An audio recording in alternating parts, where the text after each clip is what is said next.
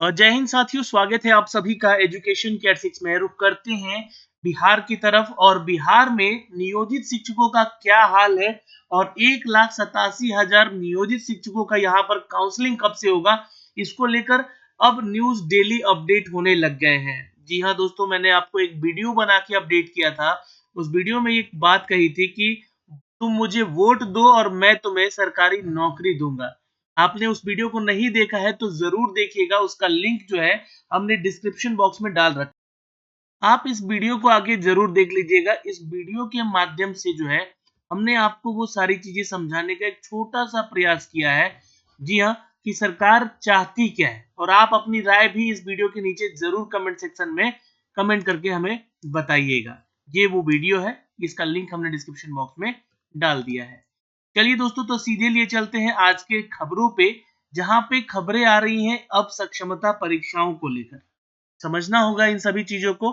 जी हाँ, देखिए यहाँ पे बात हो रही है कि जो भी आपके सॉफ्टवेयर है, एंट्री सॉफ्टवेयर की बात हो रही है, इसमें कराने के लिए शिक्षा विभाग में हाजिर हो रहे हैं आप।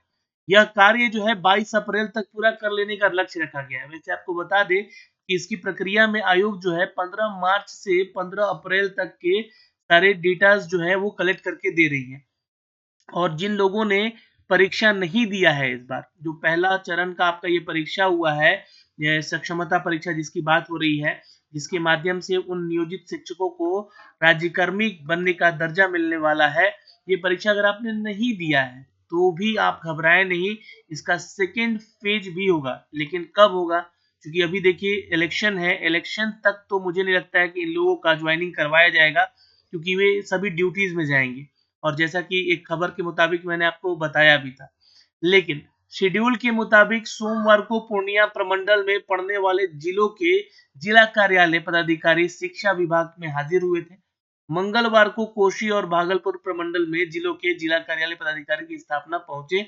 यहाँ पे 17 अप्रैल को मुंगेर प्रमंडल और 18 अप्रैल को दरभंगा प्रमंडल और 19 अप्रैल को तिरहुत प्रमंडल और 20 अप्रैल को मगध प्रमंडल और 21 अप्रैल को सारण प्रमंडल और 22 अप्रैल को पटना प्रमंडल के जिले के सरकारी स्कूलों की स्तरवार यहाँ पर और विषयवार रिक्तियों का यहाँ पर सॉफ्टवेयर में एंट्री की तिथि तय है।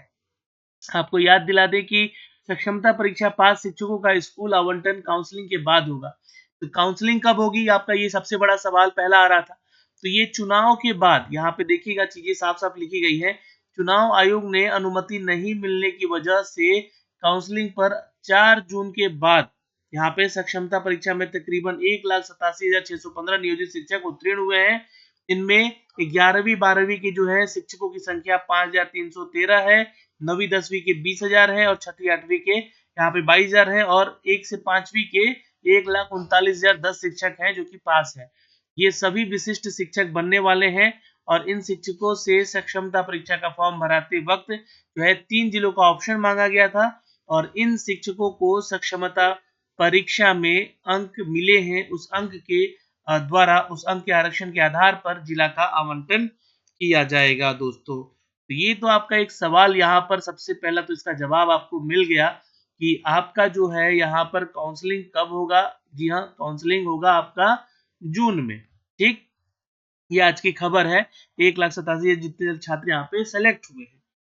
कब जिला आवंटित होगा? तो जून में 5 जून के बाद, क्योंकि देखिए यहाँ पे लिखा भी गया है ना, यहाँ पे 4 जून के बाद, क्योंकि 4 जून को तो यहाँ पे रिजल्ट आना है, तो आई थिंक 4 जून के बाद जो भी हो 5 जून से कुछ अपडेट आने शुरू हो जाएंगे बिहार के हर एक विभाग के। ठीक है, ये जानकारी यहाँ से। कब होगी काउंसलिंग? तो इलेक्शन के बाद होगी। जिला आवंटित कब होगा? तो जिला आवंटित का तिथि भी आपको 5 जून के बाद ही मिल पाएगा। और कब से मिलेगा इनको राज्यकर्मी का दर्जा? ठीक है, तो जब ये ज्वाइन करेंगे, सपोज मान लीजिए कि ये ज्वाइनिंग करते हैं जिस डेट में, देखिए अभी भी इनको दे देना चाहिए, आयोग को सोचना चाहिए, विचारना चाहिए, क्योंकि मैंने इसके ऊपर एक जो वीडियो बनाया था उसमें यही बातें लिखी थी कि जब ये परीक्षा पास कर गए हैं और स्कूल डेली जा ही रहे हैं, है ना, तो उनका जो सैलरी स्केल का जो भी प्रोसेस है वो इसी डेट से शुरू कर दीजिए। जब वो पास कर गए हैं और अभी जिस स्कूल में कार्यरत है उसी स्कूल में ज्वाइनिंग के लिए हैं, तो ज्वाइनिंग कर चुके हैं वहां पे, तो एज ए सक्षमता परीक्षा पास यानी कि विशिष्ट शिक्षक का उनको यहाँ पर दर्जा देकर उनको यहाँ पर उनकी कार्य पद्धति को जोड़ देना चाहिए मेन धारा में, यानी कि राज्य विशिष्ट शिक्षक बना देना चाहिए। तो इनका कहना है कि नहीं, ये चुनाव के बाद करेंगे, जब काउंसलिंग हो जाएगी इनकी तब। तो इसके पीछे भी एक कारण है। इसके पीछे क्या कारण है? तो इसके पीछे है कि डॉक्यूमेंटेशन। देखिए, ये डॉक्यूमेंटेशन क्यों होना जरूरी है? क्योंकि अभी भी जितने आप लोगों के शिक्षकों के डॉक्यूमेंट्स जांच हो रहे हैं, और जैसे कि बहुत सारे विशिष्ट शिक्षक जो हैं एग्जाम देने तो गए, परीक्षा देने तो गए, लेकिन जब डॉक्यूमेंट वेरिफिकेशन हुआ उसमें बहुत सारे शिक्षक जो हैं भाग खड़े हुए थे। क्यों? क्योंकि उनके एक सीटीईटी का रिजल्ट पर जो है 5 जगह जॉब कर रहे हैं लोग। एक एसटीईटी की परीक्षा के रिजल्ट के ऊपर 5 से 10 जिलों में वो कार्यरत हैं लोग। ऐसे-ऐसे मामले सामने आते गए। तो ये संख्या 800-900 से बढ़ के हज़ारों में जा चुकी है, ऐसे लोगों की।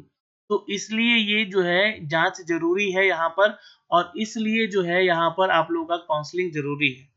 काउंसलिंग के दौरान भी ये जाँचें होती रहेंगी। इनफैक्ट 2 साल तक, चूँकि आपको बता दें कि 2 साल तक आप लोगों का यहाँ पर जाँच चलता रहेगा, जितना भी डॉक्यूमेंट है। अगर सब कुछ सही रहा तो कोई दिक्कत नहीं, लेकिन जिनके साथ गलत है, उनका यहाँ पर नौकरी खतरे में है। तो सक्षमता परीक्षा उत्तीर्ण नियोजित शिक्षकों की काउंसलिंग अब जून में ही हो सकेगा। काउंसलिंग के बाद इन शिक्षकों को आवंटित जिले दिए जाएंगे, पदस्थापन होगा।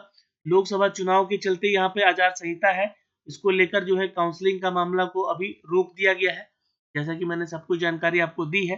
पर आयोग की ओर से अभी आचार संहिता का हवाला दिया गया है, और विभाग के पदाधिकारी बताते हैं कि चुनाव के रिजल्ट के बाद आचार संहिता खत्म हो जाएगा।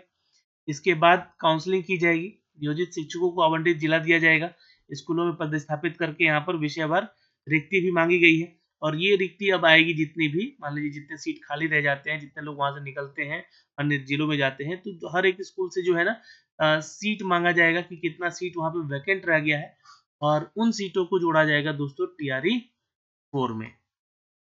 इस बात का ध्यान रखिएगा, क्योंकि टीआरई 3 में टोटल अगर देखिएगा तो 87,000 वैकेंसीज का अपडेट आपको दिया गया है। तो ये जानकारी थी दोस्तों, एक छोटा सा अपडेट था, इस वीडियो के माध्यम से हमने आप तक साझा किया है।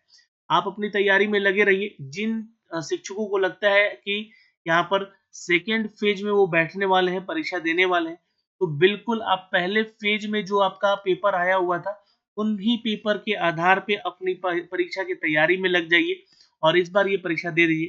क्योंकि ये सक्षमता परीक्षा देने के लिए आपको 5 अटेम्प्ट मिलने जा रहे हैं।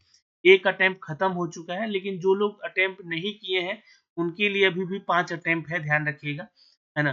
जिसमें से 3 आपका ऑनलाइन एग्जाम होगा और 2 जो होगा ऑफलाइन एग्जाम रखे गए हैं। तो ये है इसकी सूचनाएं दोस्तों, जो कि हमने आप तक साझा की है, और ये आज का ही न्यूज़ अपडेट है, इसलिए हमने आप तक इस चीज़ का साझा किया है। और यहाँ पे सबसे इम्पोर्टेंट चीज़ है कि जो सॉफ्टवेयर में रिक्त पदों की एंट्री स्तरवार और विषयवार शुरू हो गई है, यानी कि टीआरई 4 की भी तैयारी अब शुरू हो चुकी है। जय हिंद, फिर मिलेंगे अगले वीडियो में। धन्यवाद।